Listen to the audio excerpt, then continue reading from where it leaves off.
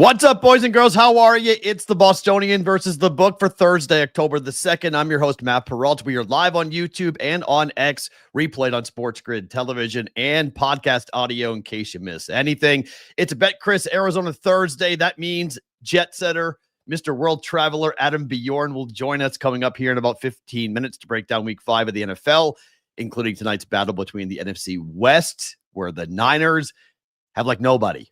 They are really, really banged up. The Rams are big favorites. The number keeps on climbing. We'll get to that, plus the rest of the weekend action in college and professional football. Big sports day today, including 3 MLB Game 3s. The Guardians will try to send the Tigers home. It's not been a good run in elimination games for the Guardians. They are 2-5 in those matchups. 3 p.m. Eastern, that's the first game of the day. And then we get the Cubs trying to win their first ever elimination game at Wrigley Field today up against the Padres, and then, well, the Red Sox and the Yankees. They're throwing kids like babies are being thrown today by the Red Sox and the Yankees in their must-win game tonight in the Bronx. Coming up later on in the show, my top 5 storylines for the NHL. Yep, the ice, it's back. Hockey begins on Tuesday next week, but today we start the show with speed, specifically pitching speed, which seems to be getting a bit ridiculous over the last couple of, I don't know if it's months or years, or I'm just paying attention to it. But that pitch speed is what we'll start with the opening line.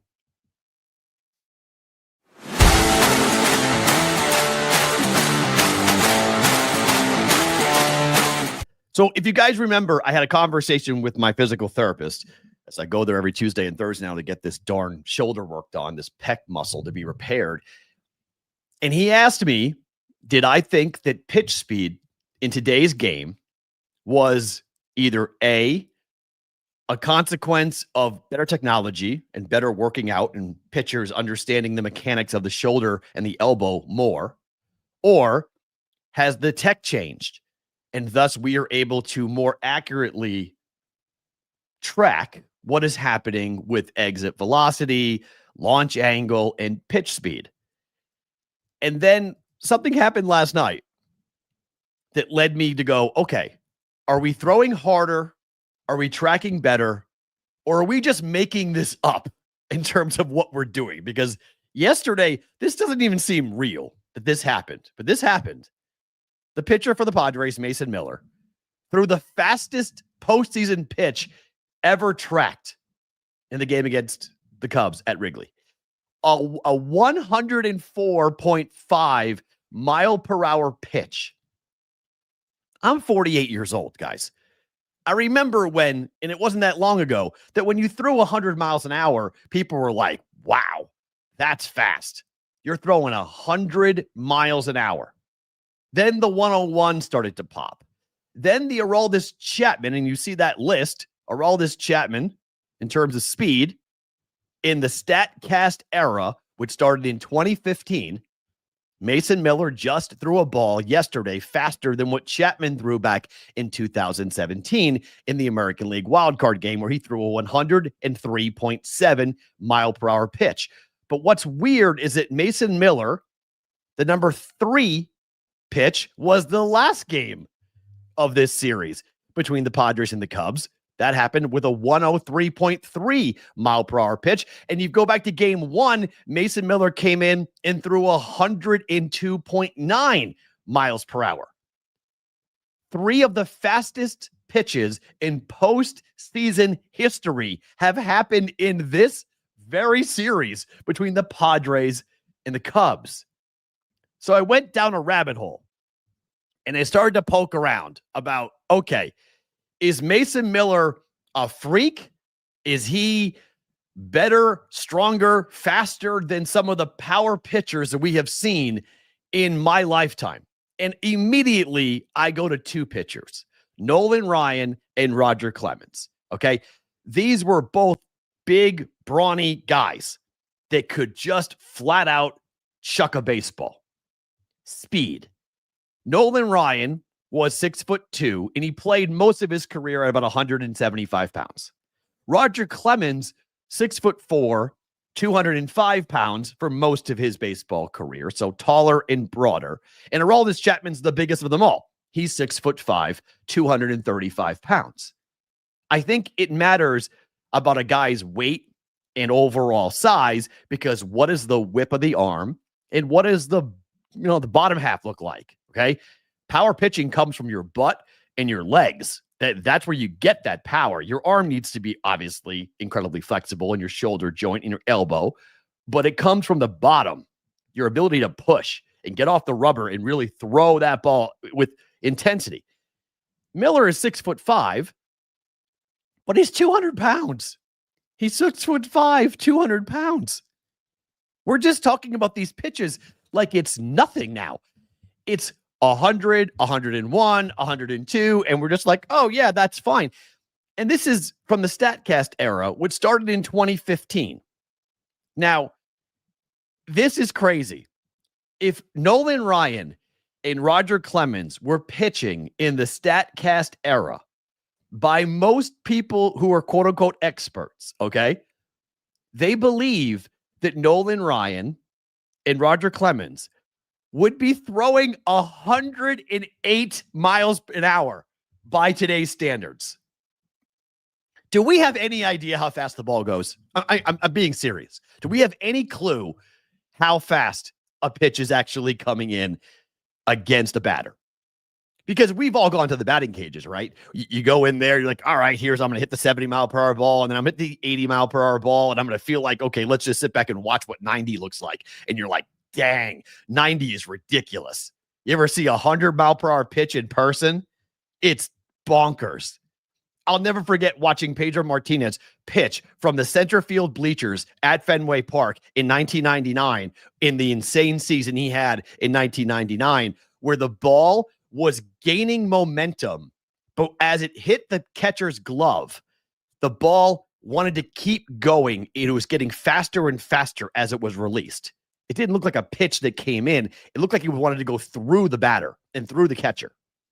It was unbelievable. I'd never seen anything like it.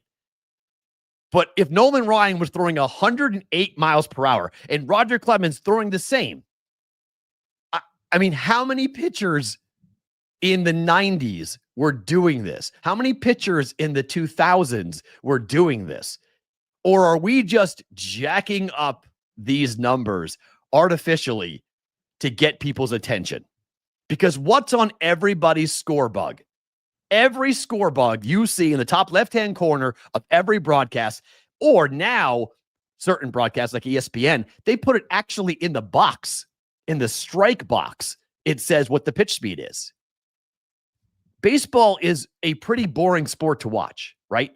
If you don't love the sport, if you don't love what the game brings, if you aren't interested in the strategy that comes into the game of baseball, it's a lot of start and stop, right? Now, the pitch clock came in to get the guys to move, and batters can't step out as often now, and you can't, a reliever has to come in and face 3 batters or end an inning when a reliever comes in. So we're trying to speed the game up. But on TV, it's still a pretty slow game. There's a lot of talking. There's a lot of filling going on. If you have a pitch speed on the screen that says 104 miles per hour, we're going to stop and we're going to look and we're going to talk about it. Like, we're going to say, hold on a second. Hold on a second. This is not okay. Why is this guy throwing so hard? How is he throwing this hard? Mason Miller at 104.5 miles per hour just threw the hardest pitch in the StatCast era, which by all standards is the hardest pitch really that we have seen. Now, historically in the StatCast era, it wasn't the hardest pitch ever.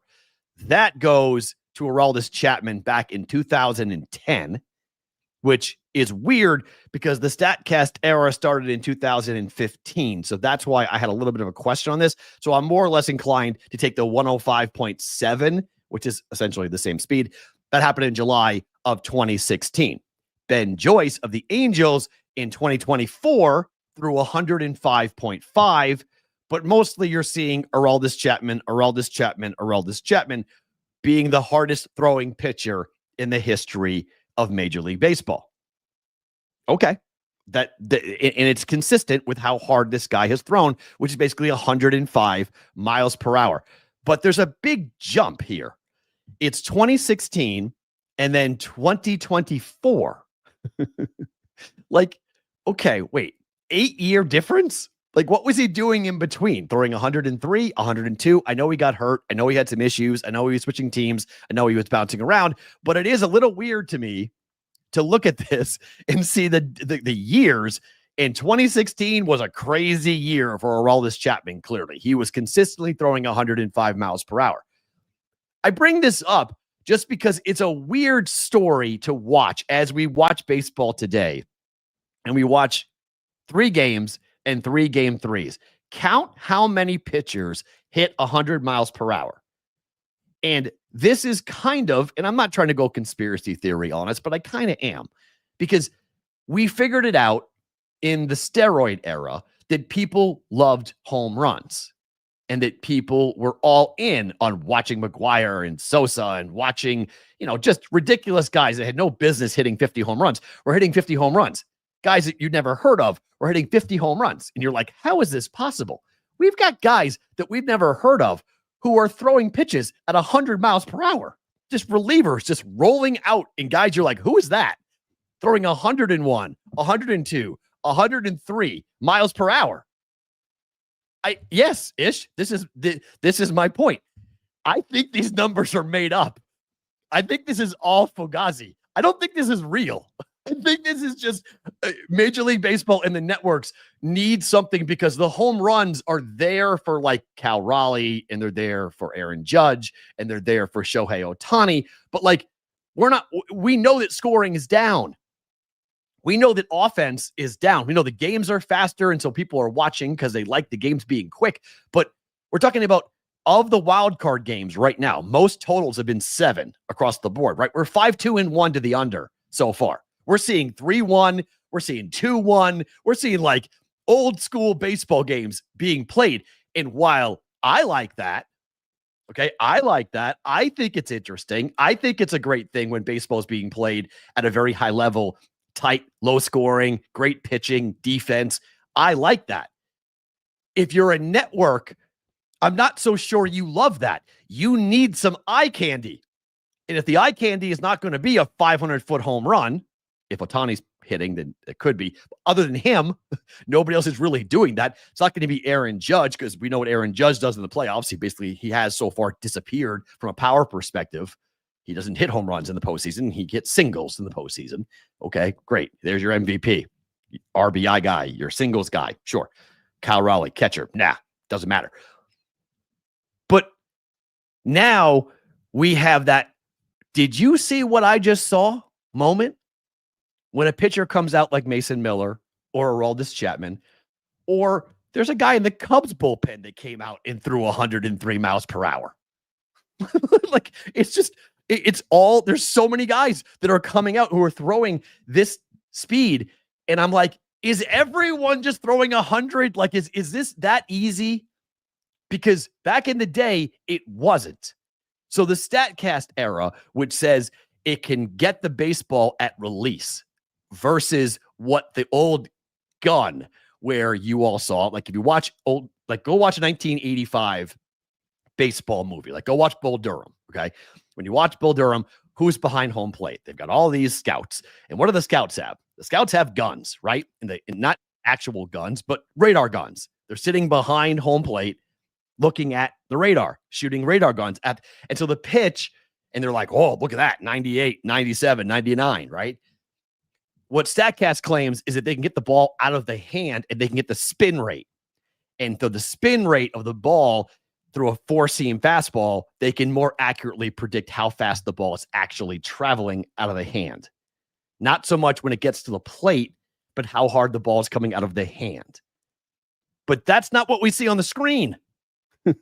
That's not what we see on the screen. We see 104.5 miles per hour. 104.5 miles per hour. Like, again, I'm 48 years old. I remember when 100 was a thing.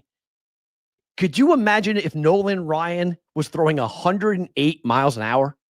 Could you imagine the storylines we would be having if that's accurate? If they had StatCast back when Nolan Ryan was pitching in his prime for the Rangers and he was throwing 108 miles an hour, that would be like the headline every time he'd come out of he start a game. Be like, how fast is Nolan Ryan going to pitch today? 109, 110. Like, there's no like real ceiling for this. So I'm inclined to call Fugazi. I'm inclined to say, I don't think these numbers are accurate. I think these numbers are made up. And I'm not so sure the StatCast guns are accurate because it sure feels like they're closing their eyes and just going, 103, 102 miles per hour. So count today. Count it today. How many pitchers are pitching today that you count who throw pitches over 100 miles per hour? I'll try to do it. You guys try to do it. Put it in the Discord channel. If you aren't part of our Discord, go in there. It's a great place to hang out at the moment watching baseball. TheBVBShow.com. Count how many pitches over 100 miles per hour you see today. I'm going to put the number at 25. Okay, I'm going to say 25 pitches go over 100 miles per hour. And it might all be thrown by Chapman if he comes in. And if Miller comes in today, which you assume both those guys will be pitching today at some point because both the Padres and the Red Sox are facing elimination. But that's where I would throw it. That's those two guys. Maybe it goes over. That number's too light because it's, you figure Mason Miller comes in for 15 pitches or so. Chapman's probably coming in for 10 to 15 as well.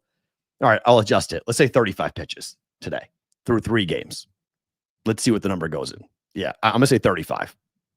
Let's make it a little higher. 100 miles per hour or higher. I'm waiting for a 100 mile per hour knuckleball. How can you throw a sinker at 100 at 100? Yesterday I saw a sinker at 100. how can a sinker be 100 miles per hour? So watch it. Let's talk about it tomorrow. But I just think there is something fishy going on with the numbers from a speed perspective. All right, let's talk football. It's a BetCris Arizona Thursday. The jet setter, world traveler, where in the world is our good guy, Adam Bjorn, joining us here from BetCris Arizona on the Bostonian versus the book. How are you, my friend? Where are you, my friend? I'm good, Matt. I'm currently back in Michigan after 9 days, 9 flights, 6 countries, NFL game, few board meetings and whatnot. But yeah, back on U.S. soil. Oh my gosh. Tell me about the game. What was it like to be in Ireland? Because the Rooney family being from Ireland, I didn't really take that into my handicap. I thought that was going to be like a whatever. And then I watched the game and I was like, oh my, this is a home game for the Steelers. Was it like that being in person? 100%. I went into that game and I actually, in some of my circa cards, I'd actually picked the Vikings. For the game, I was tipping the Steelers. As soon as they started the first towel wave, once the players come out, when they were down 3-0 after the holding them to a field goal, got on again, tipping them again. And then, as you saw, it was kind of just cruising after that and the Guinnesses were flowing. And then suddenly it started to, come a little bit back and it was like, what the hell happened here? But 100% clearly, it was almost like they just picked up Pittsburgh Stadium and dropped it in Ireland. And it was 100%. I think they said 75,000 people, 74,000 Pittsburgh. So wow. It was insane how one-sided it was on the crowd noise. Do you think in the future, does that factor in the future from a handicapping perspective, or is that just like a unique thing because the Steelers, the Rooney family was so passionate about having a game in Ireland, they wanted to be the first team to play in Ireland? Because obviously we got a game coming up on Sunday morning in Tottenham. Does it matter in terms of the fans, or is that something we got to pay attention to? I think it's worth noticing because a lot of the people that have been to the games in Tottenham and in Wembley and that before said this was, this game was unlike it when it came to the fans and the crowd. They said you go to those other ones and you'll see every single jersey in the stadium and you'll have no idea what the crowd, who they're leaning to, or if they're just showing up for a sporting event. This was hands down Steelers Nation, owning the noise, the towels. Like when they started with the towels, it was just yellow on top of black. It was clearly a standout that this wasn't a neutral game. Maybe in a neutral location, but when it came to fans, it was 100% Steelers dominated that side of it. Do you feel like the Steelers have been underappreciated in the market? Watching them in person, are they better than people think? they're pretty bad. I think they were two pretty rough teams. I mean, I watched them pretty much wholly and solely that week one against the Jets. Jets should have won that game. I've seen bits and pieces of them since then. For the Vikings to come back like they did, it's just not the Steelers that we know the Steelers. The defense and the running game, and the idea of bringing Rodgers in was to be able to fit into a Steelers team and just manage the game and do that. I don't think he's really getting that support or opportunity in a lot of those spots as well. I just think there was two average teams there the other day, which made for a great game. Patriots should have won that game against the Steelers. 5 turnovers, 2 fumbles at the goal line. It was just a bad loss by the Patriots. I don't think the Steelers are that good. So I was curious as if you thought they were better on TV. I don't think they looked that good. And they just got out that 80-yard touchdown by DK Metcalf was kind of the difference in the game because it was 24-21, the final. So, all right, tonight, what are you guys seeing from an action standpoint? Is anybody taking the 49ers? It feels like this is one-way action. The number just keeps on climbing for the Rams tonight at home. So, yeah, just dove into this game. We're looking at close to 70% of the money on the Rams. However, when I looked at the master chart, it's closer to sort of 55%. But I did notice, and this line's been climbing. I mean, it opened 3.5. It went up, it went up, it went up. And there was a serious bettor that is probably one of the best on the planet, chipped in at the +9. So there is money on the other side, and I guess that's the number that gets them to bite, is that 9, 8.5, 9, because we are seeing it come back down a little bit now. But, yeah, we're going to need the 49ers. As long as it doesn't land on 7 or 8, we're in pretty good shape. How about the teaser market? Or is everyone teasing this down? Because it feels like this is at 8. This is primed to be teased down to 2, 1.5, get down below 3 for the Rams at home tonight. There is some teasers, but nothing like we saw a few weeks ago. If I look at the Rams, yeah, there is probably about 18 to 20% of that money is brought down to sort of pick 'em 1.5, 2 in those spots. So I guess when it was starting to scale up, it opened 3.5. Once it kind of got to that 7.5, 8.5, they started to bring it down. But it wasn't until late that it sort of started to come in that side. How do you feel about the game tonight? Because this is tough. This is a hard number to lay, but the Niners have nobody. They have McCaffrey, and that's it, playing football tonight on offense for them. Yeah, I'm not haven't done a lot of work on this one after spending, I think, 22 hours traveling yesterday from Isle of Man to Detroit, Michigan, and then a drive after that. But yeah, just looking at who bet it, where it came in, seems like the Rams is the side. However, as I said, proper bet at the +9. So I think the number is where it's at, and just watch the game. And again, one-off games, it'll draw plenty of action live, I imagine. How do you guys, speaking of one-off games, how do you guys do on the international games? Because the Vikings stayed over there. They played in Ireland. They're becoming the first team in the history of the NFL to play back-to-back weeks in 2 different countries, not being America. So it's right. Ireland, then the UK, obviously to London, to Tottenham. The Vikings are favored against the Browns, and this number at 3.5 is a little interesting to me because it's Dylan Gabriel, first-time starter for the Browns coming up here in their first trip overseas. What's the action on the game internationally? Well, this started at 4, sort of down to 3.5, popped to 4, went back to 3.5 a little bit. It's fairly well-balanced game, slightly a little bit more on the Vikings, and then on the master chart, it's slightly a little bit more on the Browns. But yeah. Oh, wow. I mean, I don't know how much travel really calculates into it these days versus 20 years ago when I'm sure they're all on private jets and, getting in early and acclimatizing and probably getting ready with plenty of time in advance. But again, 2 pretty average teams here, I think. So who knows what happens when they get out. But I imagine there has to be some benefit, just traveling from Dublin down to London for the Vikings, staying on that time zone. Mm. But, I think these teams are professional enough now where it shouldn't be a big issue. But it's sort of still that, east to west, west to east is kind of can throw them off a little bit on all the sports across the board at times. Right. One game that does feature 2 very good teams. The Broncos are on the road against the Eagles. The Eagles are undefeated. Another win for them on the road last week against Tampa Bay. But This is a really wild game for the Broncos. You mentioned, measuring stick games. This is a measuring stick game for me with the Broncos. Anybody looking at the dog here, or is this Eagles money coming in for this so far? So we're heavy on the Broncos. We've got about 67% of it. It's not huge volume, but it's definitely more Broncos money than Eagles.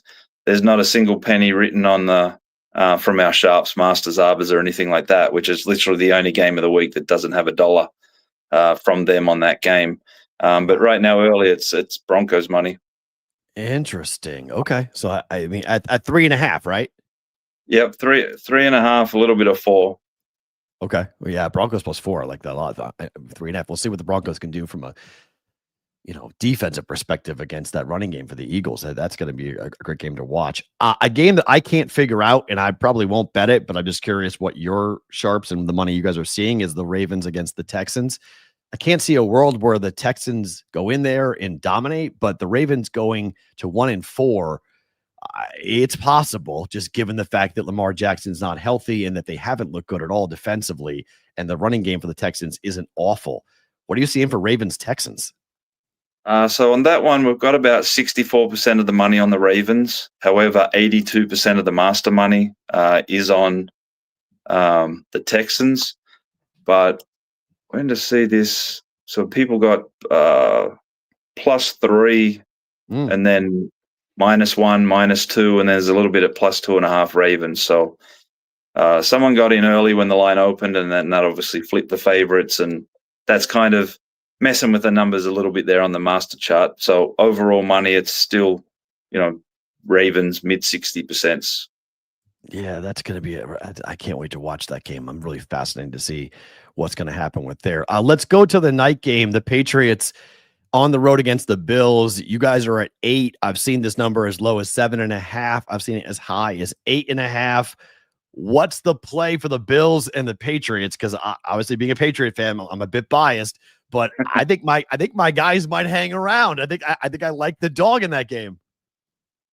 Well, I mean, the Bills' last 3 home games, they kept Miami around. New Orleans were there at one point until they sort of got knocked out at the end.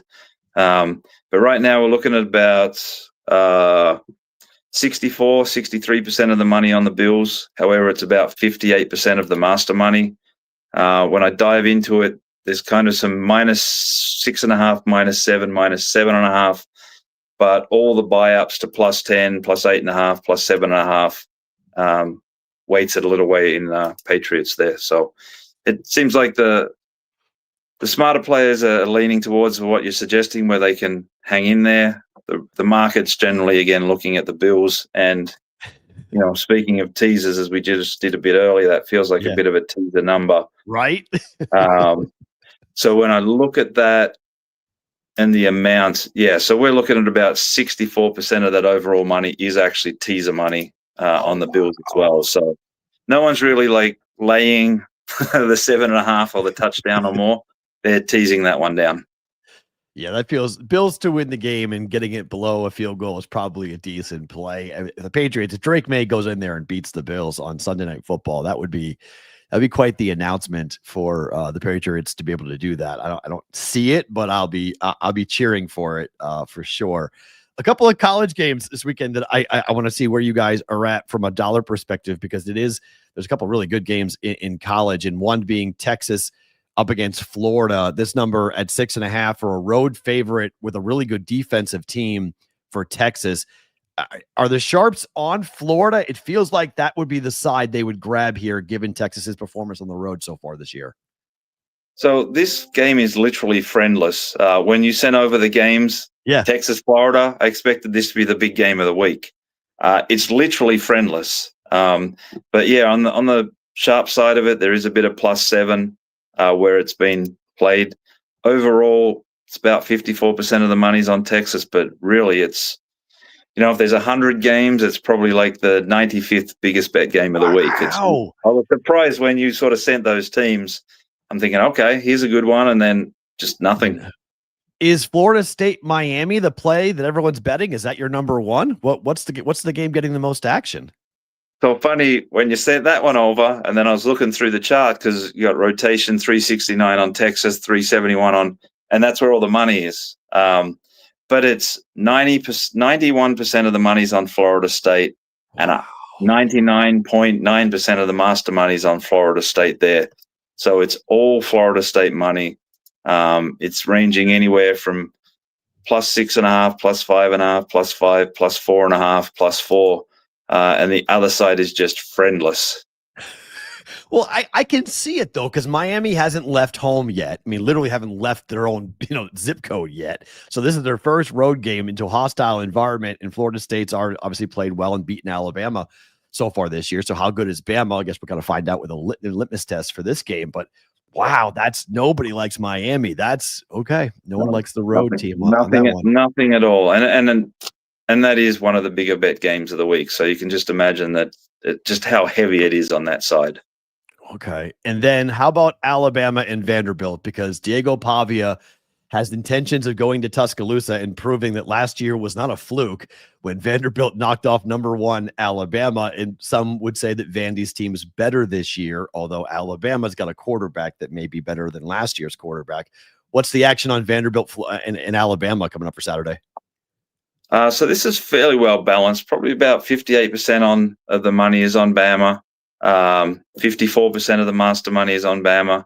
But what I did notice once I opened it up, like a lot of it at -10, big chunk at -10.5. But above that, I've got people at +13, 11.5, 11, 10.5.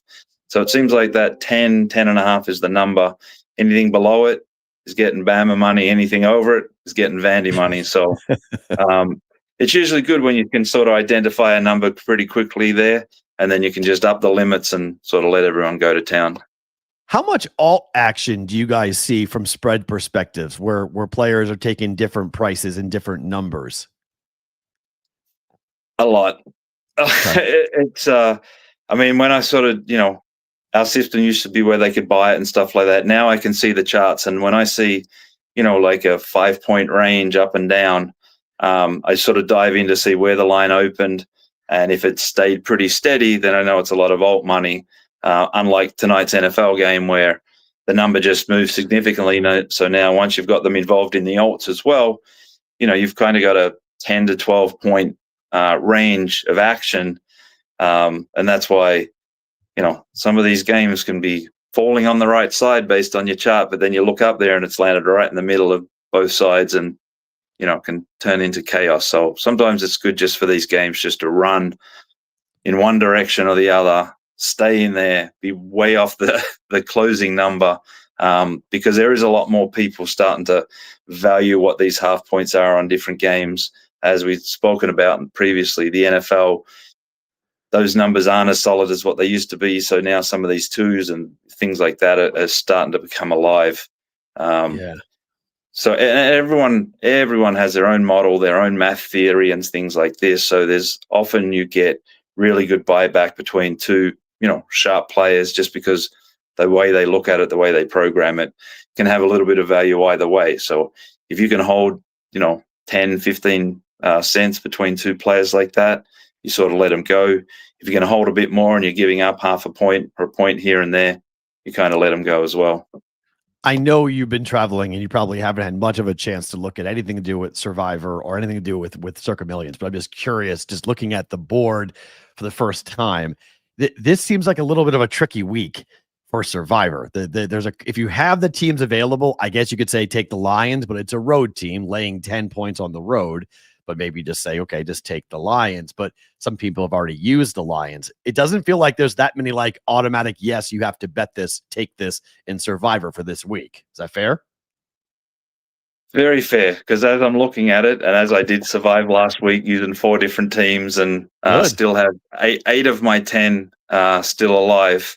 Good. I do not have the Bills in anything. I used the last week where I'd used them the week before on Miami. Detroit, again, you got to look at the Thanksgiving and Christmas and that while it's, why look at it now, but need to make sure I keep some of those teams just in case you happen to get there. I'd hate to be picking a, touchdown dog on Thanksgiving just to try and survive. Maybe the Rams. Maybe I should be looking at this and trying to get it in before the cutoff for today's games. I mean, I hate the Thursday game, but like it feels like the Rams may be the side to take from a survivor standpoint.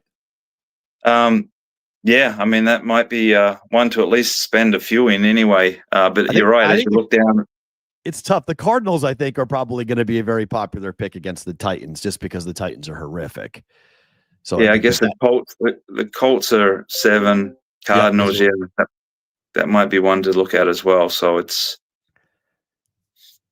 an interesting week. Tough one. Yeah, it's an interesting week in Survivor, and there's a lot of these numbers that I think are going to be 7.5 or 6.5, and that's, I mean, in circa million, that's difficult. That's hard when you're talking about jumping around 7 and trying to figure out which side you want to be on for that, because the games may fall 7. So it's right. This is when you guys make a lot of your money. Like September is a time the public does very well, as we know, and then we turn to October, and all of a sudden you guys have all the data, and it gets super sharp and super hard to do this, and it starts to be like a murder's row of gamblers, because it's in September wasn't actually that great for the public, but I think October might be even more difficult here. Let me ask you this on the way out. Do you guys see much baseball action for the 3 games coming up here today? For all 3 game 3s, do you guys have much going on today? Let me have a quick look there. Refresh it. Yeah, I mean the first one, the Tigers Guardians, getting some pretty good action, but I think a lot of these, the action will come in as the day flows. Right. Looking at them off the top, all fairly well balanced. The one that really stands out is the Red Sox. Master money is very well heavy bet there against the Yankees on Boston. Looking at prices of +150, +43, +40, which aren't that far off where the market is now. Right. But that's the heaviest sort of action standing out right now. I like to see it. I like to hear it. That's what I want. Well, let's see if my team can advance and knock out our hated rival today. That's where I'm going to be all night tonight at 5 o'clock Pacific time, right in front of my television set, and watching that. Football can wait tonight. I got bigger things to watch tonight when it comes to the Red Sox and the Yankees. Adam, thank you for the time. Happy to see you back stateside. I'm sure you're going to be flying around somewhere else next week, but we'll look forward to talking to you next week on the program. All right. Cheers. Thanks, Matt. One and only Adam Bjorn joining us here on the Bostonian versus the Book from BetCris Arizona. How about that? Masters money on the Red Sox. Like to see it. Like to hear it. Let's go. Let's get the pros here on the Red Sox to win this game. We'll get into that game and baseball as we talk about what happened last night, because there was a lot of things that went down.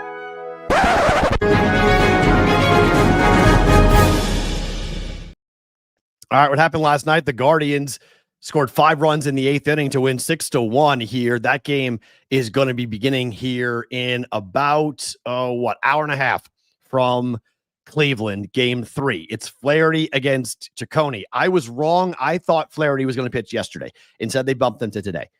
If I'm a Tiger fan, I am not happy about the starting.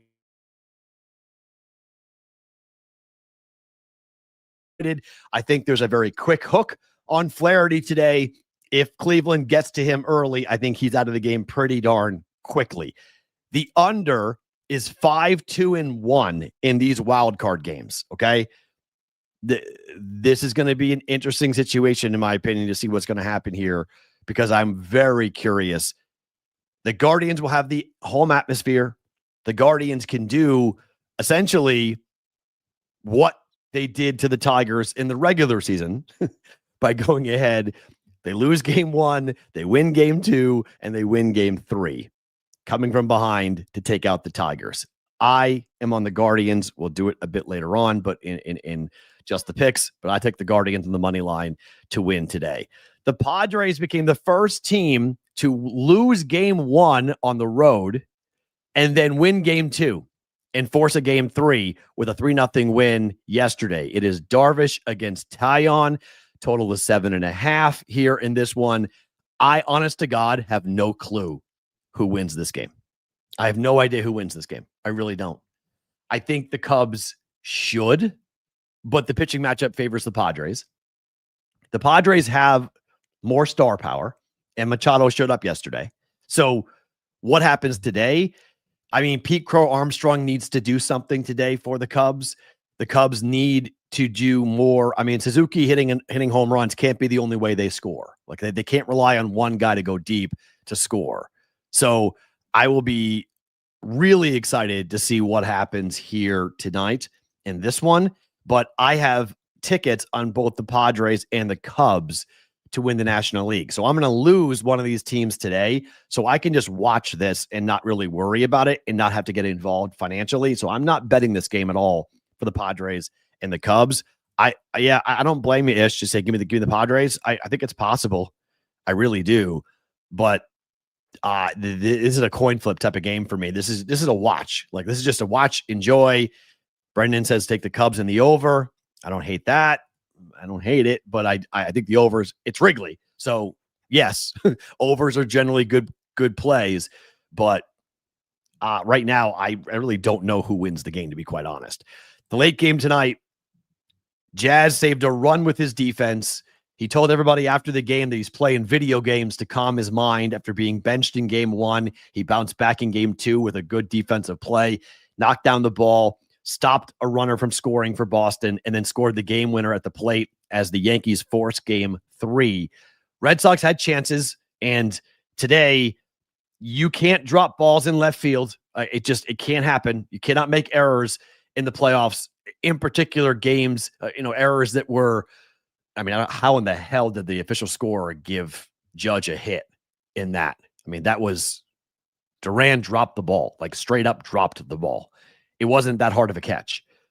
And I don't care if he was sliding, diving, whatever. That was not a single for Aaron Judge, but fine. They're going to pad his stats and make it look pretty, whatever you got to do. I, as a Red Sox fan, am extremely nervous about today. Extremely nervous. Why? It's early against, I mean, these are two pitchers, okay? I can't even say this kid's name, but this is his 15th start in Major League Baseball. It's the first time in postseason history that both starters are making a start in the playoffs with 15 or less Major League Baseball appearances. We have no clue what the pressure is going to do to these kids. Early is going to become the youngest Red Sox pitcher to start a playoff game since Babe Ruth, when he was 21 years of age, starting for the Red Sox before he was traded to the Yankees.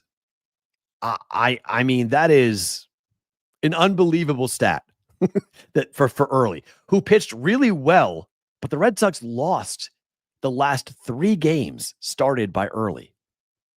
Yikes. That is yikes. The Red Sox offense needs to come to life today, and they got a power pitcher, hard thrower on the mound.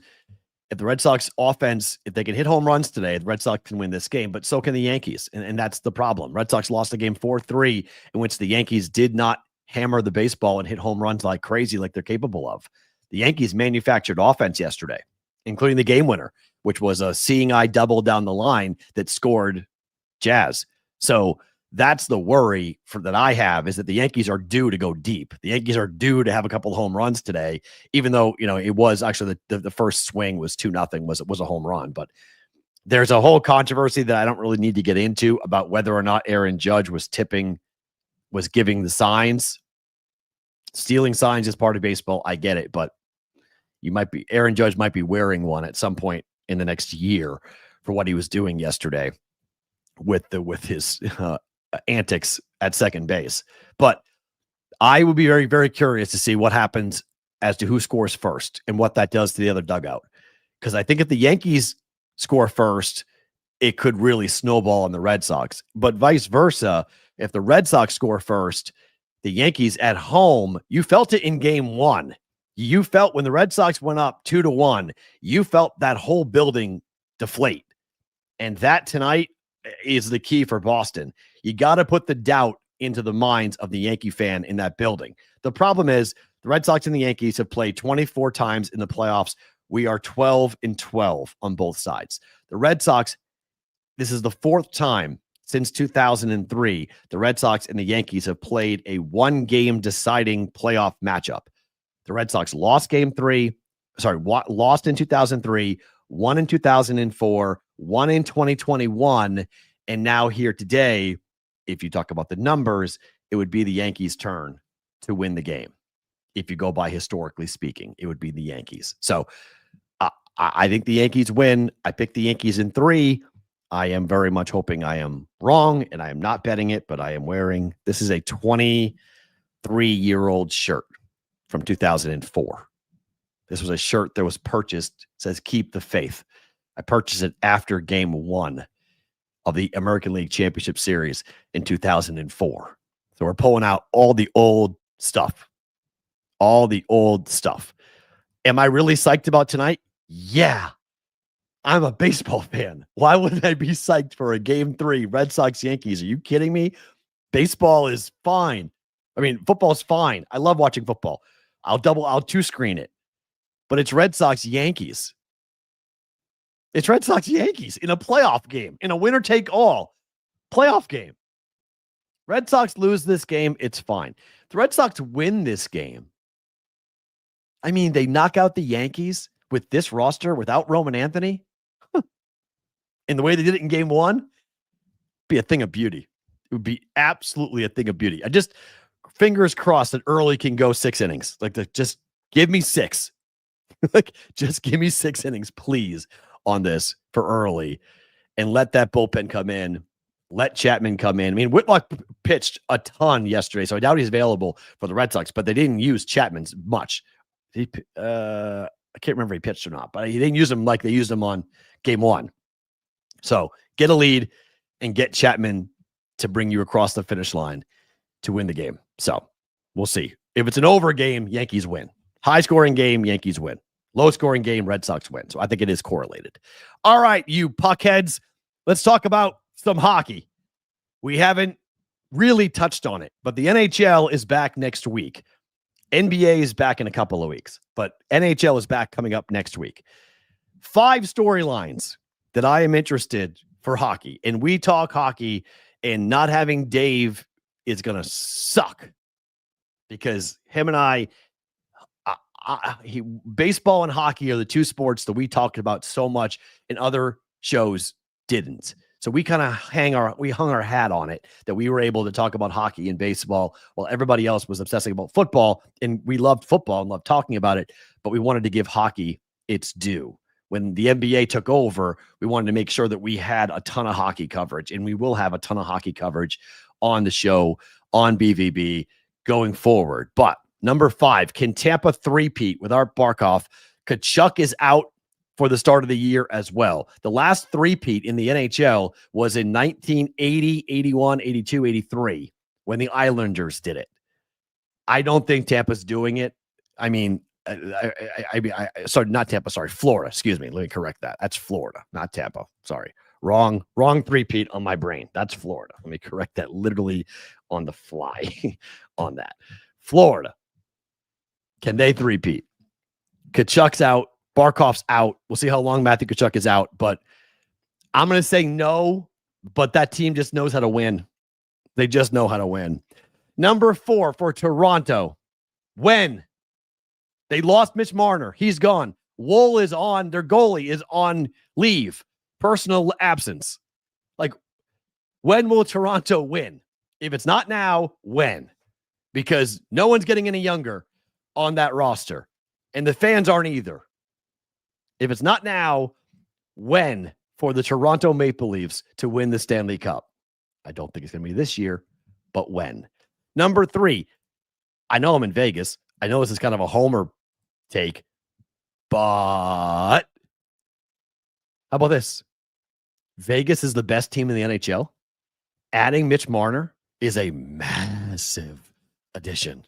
Massive addition for the Vegas Golden Knights. That roster, I mean, Marner's going to be on a line with Jack Eichel. That's a hell of a line for the Golden Knights.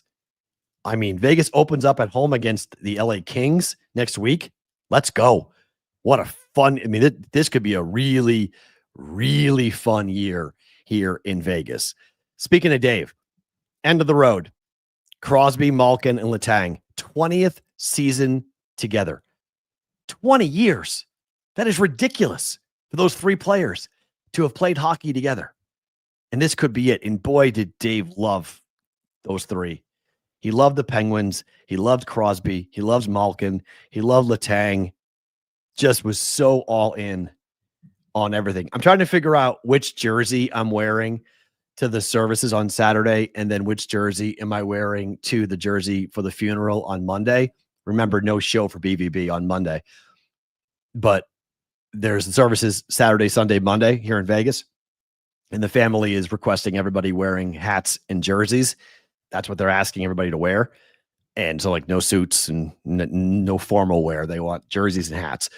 So, and I'm going shopping tomorrow night, and Madeline and I are going to go pick out some really fresh Dave Sherapan quality level of an outfit. I think I got to wear a Penguins outfit. At least one. I got to wear a Penguin outfit in some level. So it's unbelievable.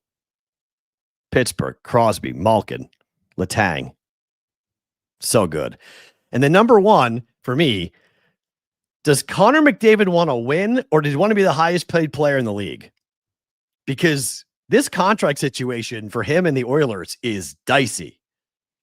Because the highest paid contract just went to Kaprizov for what, $17 million a year with the Wild? So how much money does he want? Because he should be the highest paid player in the league.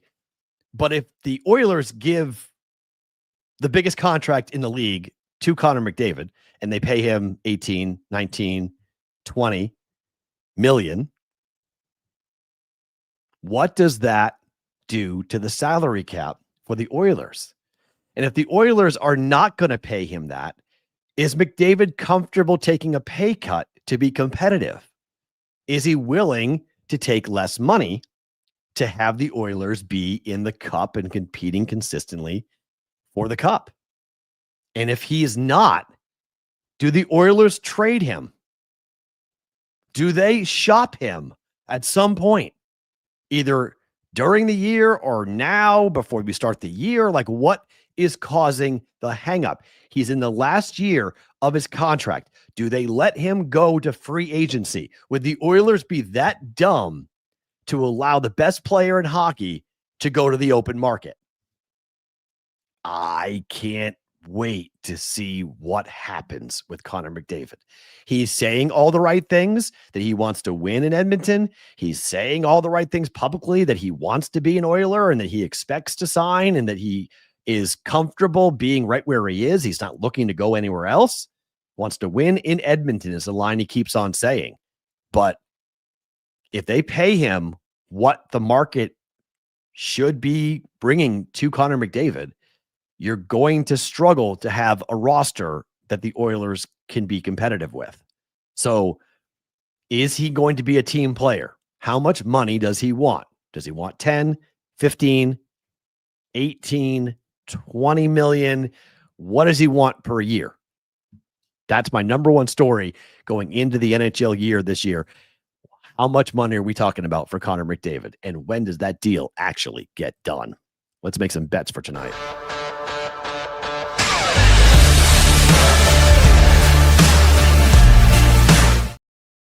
All right, let's talk about it here. Just the picks for tonight, Thursday night football.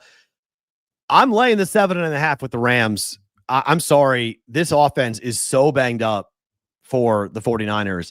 Mac Jones is throwing to nobodies. Yes, he has Christian McCaffrey. He will be the entire offense here tonight for the San Francisco 49ers. But this is kind of wild. The 49ers, this is their first 3-game outright losing streak against the Rams since 2000-2001. It's their first time losing 4 games against the spread since 1999 to 2000. The last time the 49ers failed to cover in 5 straight games against the Rams was 1970 and 1974, where they lost 8 consecutive games against the number to the Rams. It's been a long, long time. Sean McVay is great on short rest. He is 17-7 against the number on short rest. When the spread is 4 or shorter or a dog, he's 15-2 against the number. Now, Kyle Shanahan also is pretty good but he's got Mac Jones, and he has no George Kittle. He has no Juwan Jennings. He has no Ricky Pearsall. I mean, this offense is a joke tonight. I mean, this is not, this is a really, really tough spot. But equally, and while we talk about the offense because of the fact that we're all in here on this fantasy football world, the defense is as big of a problem for the 49ers without Nick Bosa. They don't get any pressure on the quarterback without Nick Bosa. The 49ers last week didn't have a single sack or a forced turnover. Get this streak. The 49ers have tied the NFL record 11 straight games without an interception. No turnover, no interceptions, no sacks. No chance. Rams big. Sometimes it is that easy. Rams big. Okay. I can't see it. Rams big. And just in case I'm wrong, I'm going to tease it. Rams -1.5. It's 8.5. Pull it down below 3. As long as you're below 3, I think you're good here with the teaser. And then on the other side, I'm going to go and take the Cardinals. And I do think the Cardinals are going to be the number 1 pick in Survivor contests this week, because when else are you taking the Cardinals against the Titans, who are amazingly bad? According to the Action Network, in the Titans' last 25 games, they are 4-20-1 against the spread. That's the worst mark of any team in the wild card era. 4-20-1 ATS. Tease the Cardinals down to 1. They probably won't need it. Rams probably won't need it, but just in case, there's your teaser. Rams and Cardinals, NFC West teaser. Under 3 for both those teams. I think they win by way more than 3, but that's a play that I would 100% make. Prop bet is 2-1 on the week. Let's see if we can get another winner.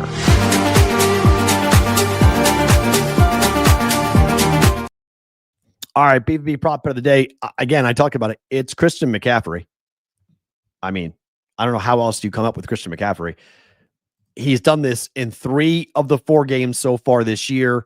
Last week against Jacksonville, 141 rushing and receiving yards. Against Arizona, 140. On the road against New Orleans, he had 107. But in the first game of the year against Seattle, he had 142.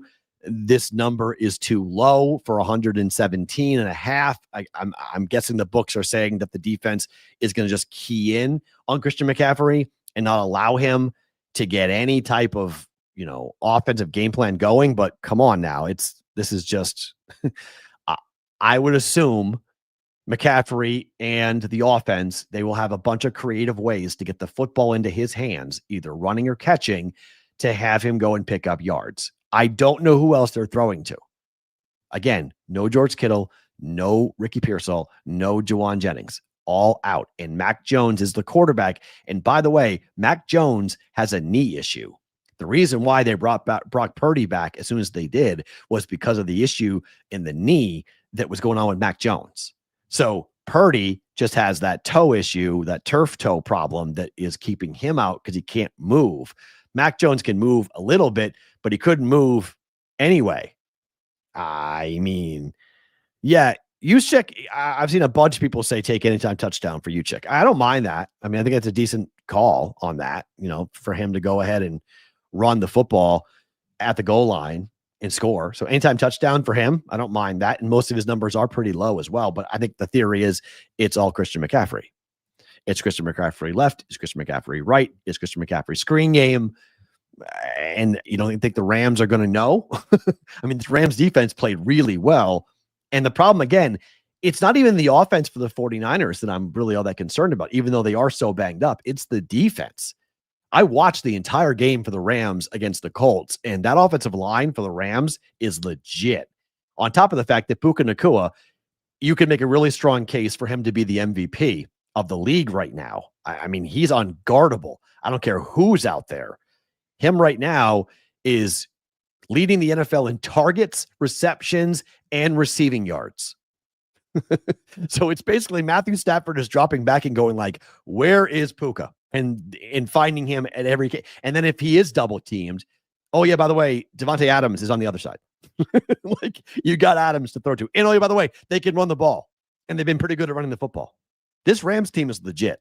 Like this Ram team is legit. So I like McCaffrey over 116.5 rushing and receiving yards here tonight at -115. We will do the news of the industry coming up in bonus time, and it's a pretty interesting new twist to watching NBA basketball on Amazon. If you're watching on the replay or listening, stick around. If you guys are watching on the replay, come on over to our YouTube channel at Boston versus the Book for bonus time. If you are live, though, don't move. Bonus time starts now.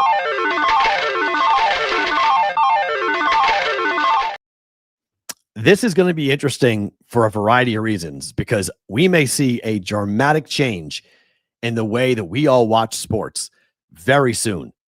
FanDuel and FanDuel and Amazon have made a pretty big announcement.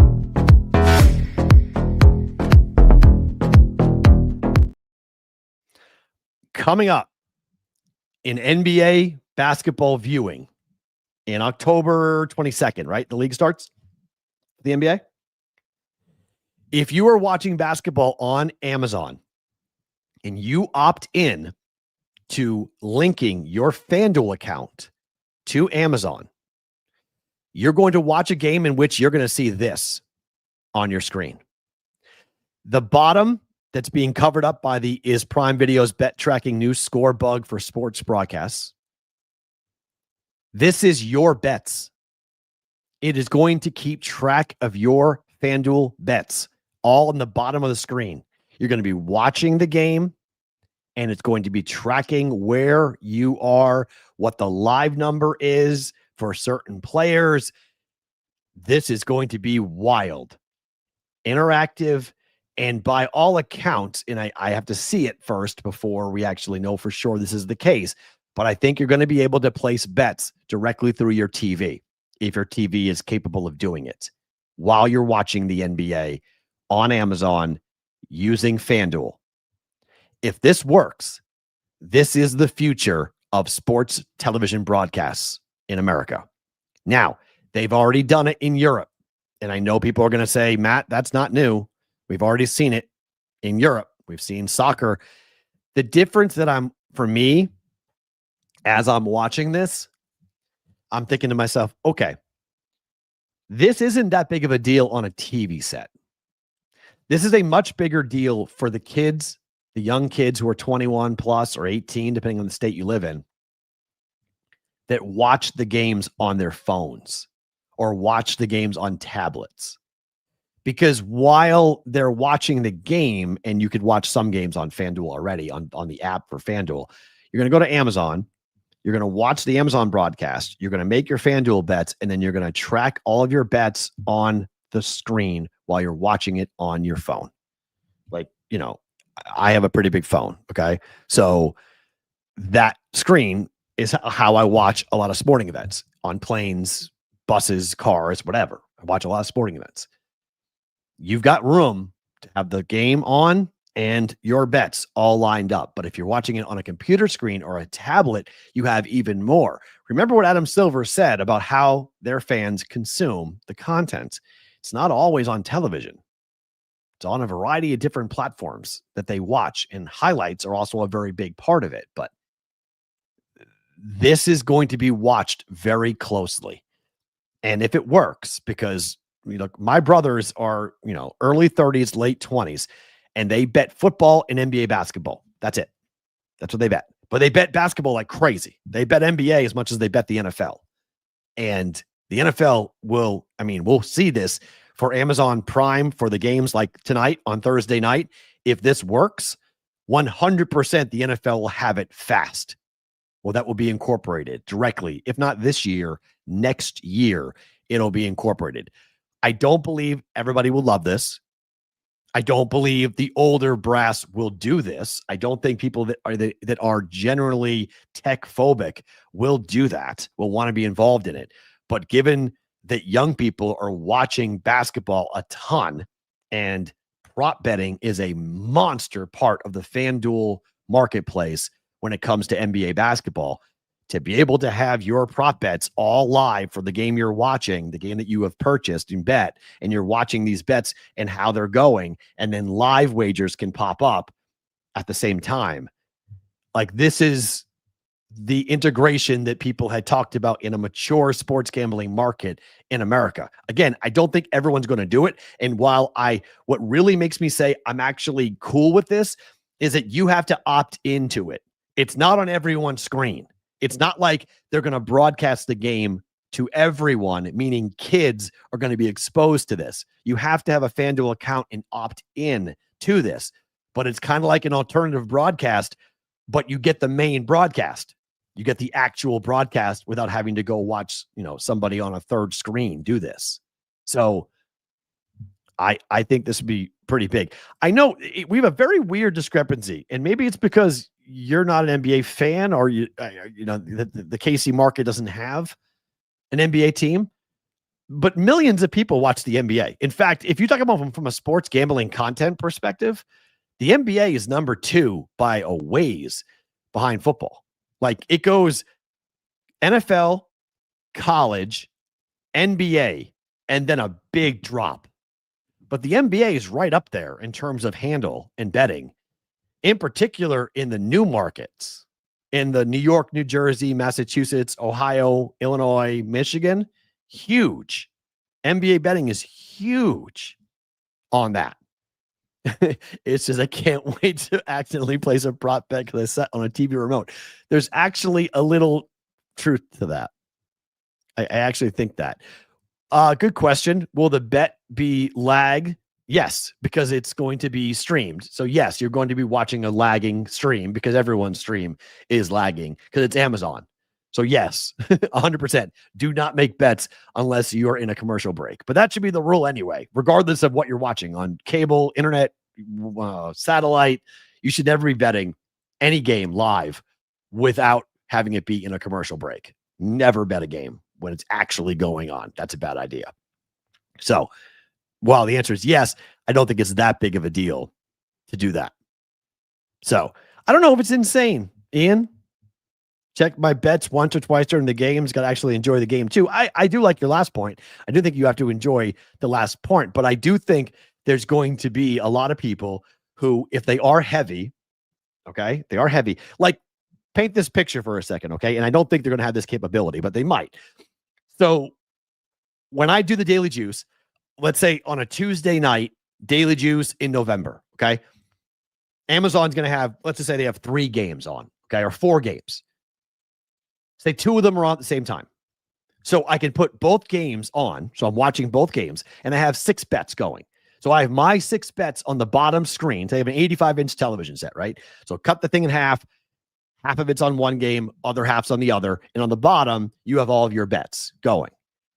I think that's going to be attractive to some people. I really do. I think that's going to make some people think that that's really neat because they don't have to have, I don't know how many guys do this, but I do this. I have my screen, the game, and then I have my prop bets, and I'm watching the box score all the time. I'm tracking what my bets are doing. Am I trending positive, trending negative? That's the only time I don't do that, really, like with football. It's like if I have an anytime touchdown bet, I don't need to do that because I know, did they score? Yes or no? But like rushing attempts, passing, yards, I'm always watching the box score to see what the official number is. So I do think there's going to be a lot of people that will be attracted to this, in particular because of how wonky the NBA can be when it comes to prop bets, right? Rebounds, 3-point shots, stat corrections, all that stuff. So while I think in theory people might shoot that down, I think that's got a chance to work. I really do. I think it's got a pretty good chance to work. I'm going to leave you guys with a couple of stats as you start to prepare for what will happen with the NFL. Tomorrow, we'll obviously have a big NFL day coming up tomorrow.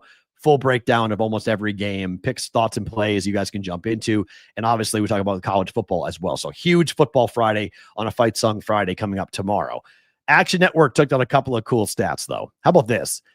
NFL closing favorites of 6 points or more are 16-2-1 straight up.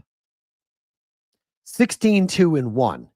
If we go back to week 13 of last year, a 6-point or bigger favorite in the NFL is 56-6-1 straight up, winning by an average of 14 points per game.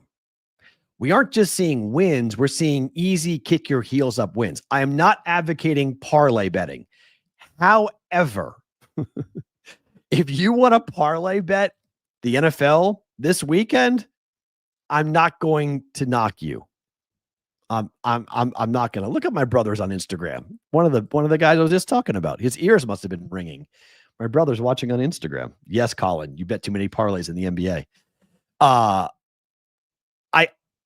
This is a ridiculous stat. Like, it is absolutely a ridiculous stat to do this. So I'm telling you to bet the farm on the Rams. Kind of. Yeah. Like, kind of. This is one of the most it's covering at a 90% clip. 90%. If it loses once, just go back and bet it again. Like, just bet it again. Money line parlays. Teams that are 6-point favorites or more in the NFL. They may not be covering, but they're winning at a 90% clip. So look at the numbers, look at the closing numbers right before kickoff, and then go ahead and build your 7-leg parlay. Yep. Dallas, Arizona, Detroit. Yep.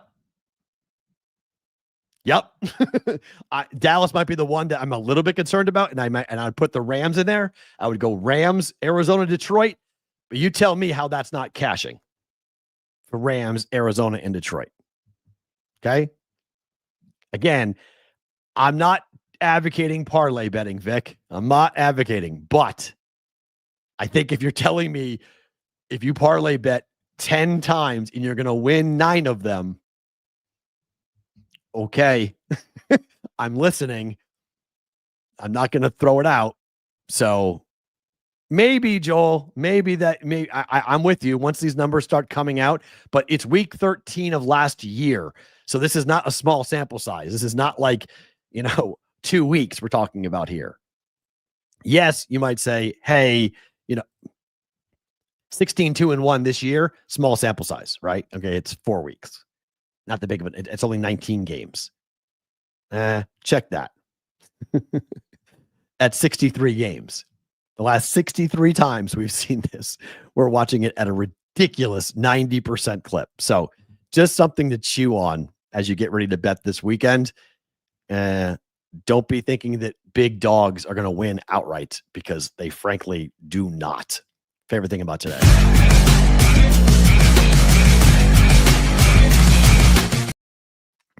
Favorite thing about today for me, I have been in this sling for a month. And yesterday, October the 1st, I was cleared on Tuesday to start walking by my physical therapist yesterday. So I did my first walk, a 1.6 mile walk yesterday. There's a loop by my house that's 1.6 miles that I did yesterday. I go back to physical therapy coming up here today. This has been a process. Not going to lie. But getting out and actually working out and being outside, I cannot recommend walking. If it's the only thing you do, I can't recommend the benefits of walking. Like, just getting outside, just getting the blood pumping, just being in the environment, and just getting out and clearing your mind. It lowers stress. It makes you healthier. It strengthens your bones. It strengthens your posture. So not being active for an entire month, really longer than that. It's really been 3 months for me since I've been active. Although even after I tore the pec in June, I still was able to do certain things. Like, I was going to the gym and just not using my right arm. I was doing other workouts, around my arm, but it felt really good yesterday to get back. I'm going back to physical therapy today in an hour, and I'm really looking forward to getting back there and starting this rehab process and starting the mental growth that I need to do with, because I'm going to need it, because this weekend will be one of the hardest weekends of my life. So if you're coming into town, once again, just to let you guys know, if you don't know the situation, we are going to be laying Dave to rest on Saturday and Sunday from a services standpoint, a visitation on Saturday from 2 until 8 p.m. And then on Sunday from noon to 6 p.m. with the funeral on Monday at the Palm Northwest Mortuary. That'll happen on Monday, October the 6th from 11 a.m. from 10 a.m. to 11, and then the funeral burial from 11 a.m. to 11:30. If you are coming to town, be on the lookout for an announcement for lunch that's going to be happening after the funeral. Most likely, and I don't want to jump the gun entirely, but most likely it's going to be at the Omelet Cafe, which, if you remember how much Dave talked about Iggy and the Omelet Cafe, Iggy, that's the condo that we stayed in Arizona when we went down to cover the Super Bowl. And I spoke at length to Iggy yesterday, and he wants to be a part of this and wants to make it as simple and easy for the family. So he's actually willing to close his restaurant to the public for the day, for Monday afternoon, to allow all of us to come in. And we don't know how many people will be showing up to the lunch, but it could be a lot. So stay tuned for that. The Omelet Cafe, the location we're talking about, is in Centennial, up by Dave's house. So that most likely will continue the day. So it'll be 10, 11, and then probably like a lunch at 1 o'clock or something like that. But more full details to come out this weekend for that, for the funeral. So if you're coming to the visitation, we'll let you know on Saturday and Sunday, and then on Monday for the burial for Dave. So just a heads up on, again, no show on Monday for us for that, and then back on Tuesday. Big thanks to Adam Bjorn for joining us back in the States. Good to see him for the NFL conversation for week 5. BetCris Arizona Thursdays are always a lot of fun. Wednesdays or Thursdays, depending on Adam's schedule, depending on when he'll be joining us here. But that was a lot of fun. Tomorrow is a Fight Song Friday. Florida State and Miami, huge game. Alabama, Vanderbilt, good game. Texas, Florida, another good game. We'll get to all of that tomorrow, plus a full breakdown of the games on Sunday and a recap of 3 game 3s. I'm either going to be in a really good mood or really sad tomorrow if the Red Sox get bounced by the Yankees. Let's see if they can figure it out. Back tomorrow, 1 p.m. Eastern time on the BVB YouTube channel.